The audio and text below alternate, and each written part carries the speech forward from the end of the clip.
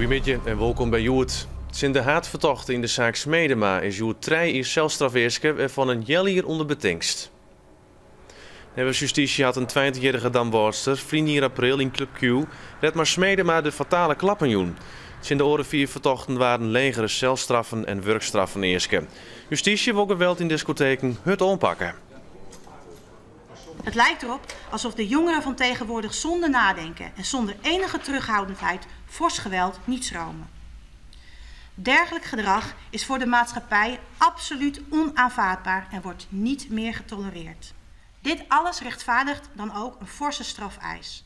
Een eis die recht doet aan het onrecht dat deze verdachte Redmar en zijn nabestaanden hebben aangedaan. Friesland, Greensland en Wat-Holland binnen van NOAA verantwoordelijk voor het waardfonds. De 3 provincies hebben 500 miljoen euro om uit te gaan. De bestuurders van de noordelijke provincies tekenen vanmiddag het akkoord erover met minister Melanie Schultz van Hagen. Dit is de bedoeling dat bedrijven nou makkelijker een onvrachtwaan kunnen van yield uit het waardfonds. Nou weet je aan de vakkant, nou ik heb een goed idee en ik weet op welk moment dat in het hele programma uitgevoerd worden kan. Dus dat jou het volle meer duidelijk is. Het is het meest spannende moment in de verhuizing van het Fries Museum. De oerplaatsing van de Hielperkamers. Want hoe krijg je meer dan 100 jaar oude plafonds, vleren en tegelwanden zonder skeer van het ene op het andere plak? Het Fries Museum zet er specialiseerde restaurateurs voor in. Het moeilijkste is om uit te dokteren hoe de kamers opgebouwd zijn, hoe het constructief in elkaar gezet is. Je moet eigenlijk in de huid kruipen van de maker. Aan de hand daarvan kunnen we zeggen van we gaan hier beginnen, we gaan in de linkerhoek beginnen of in de rechterhoek. Of we gaan eerst een rij tegels weghalen. Dus dat is eigenlijk hoe je begint. De restaurateurs denken hoe fjouwer mannen kleer te wezen met haar werk. De Hielperkamers krijgen in het nieuwe museum een prominent plak in de verste uitstalling over de geschiedenis van Friesland. De Provinciale Veteranendijk kan de komende 4 jaar georganiseerd worden. De provincie stelt ondanks bezuinigings jaarlijks 30.000 euro beschikbaar om de reunie met jonge en oude veteranen te organiseren. De organisatie bij de provincie onder bellen lutzen omdat ze zelfs geen geld meer had voor de veteranenbijeenkomst.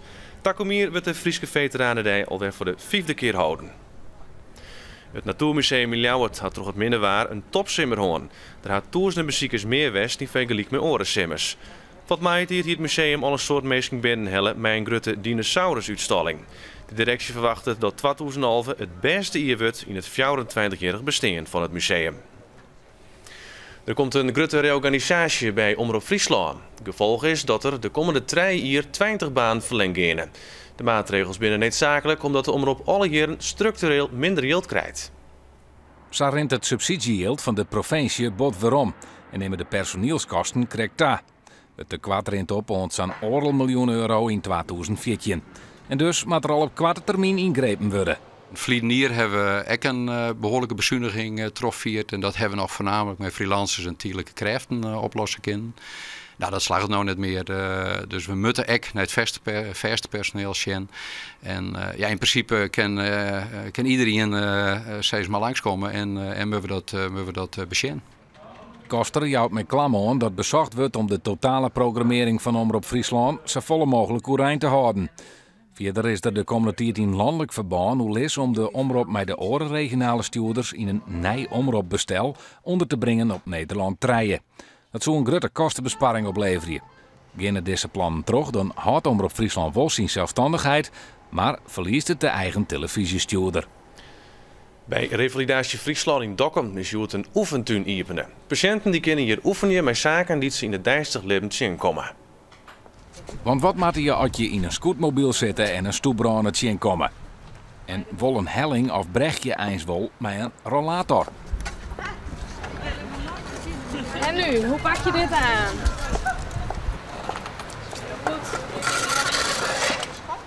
Naast het parcours is direct een tuin online. Want mensen die het revalideren, moeten weer met dijstige zaken onder slag. Als je alleen maar oefent in een oefenzaal met bal, dat is net functioneel. Dus wat we je proberen na te bootsen is dat mensen hier oefenen met zaken die ze zien komen.